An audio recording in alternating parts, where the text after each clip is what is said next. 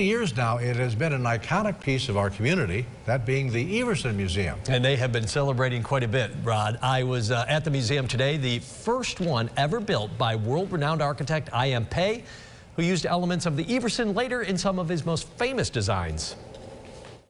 It's probably the most iconic piece of Pei's amazing design here, the sweeping staircase at the center of the Everson, the museum itself a work of art.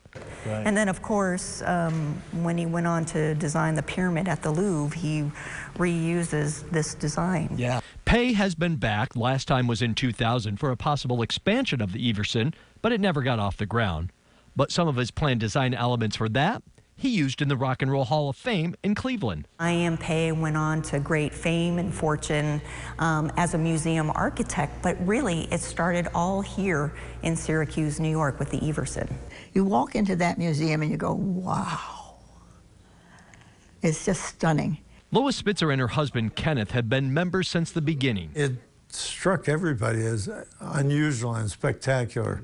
It's simple, there's nothing dramatic about it, but it's just so good and clean and functional that it just works. I remember back when the Everson was in an old house on James Street.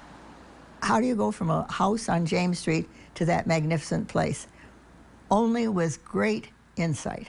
They all say it was a bold choice of an architect, and his design looked nothing like anything else you would have seen at the time. But it changed the course of museum architecture and has left us with a cultural icon. I've spoken with Sandy Pei, I.M.'s son, and one of our board members has met with I.M. himself. And he has a very soft spot in his heart for the Everson building. He considers it one of his very favorite buildings.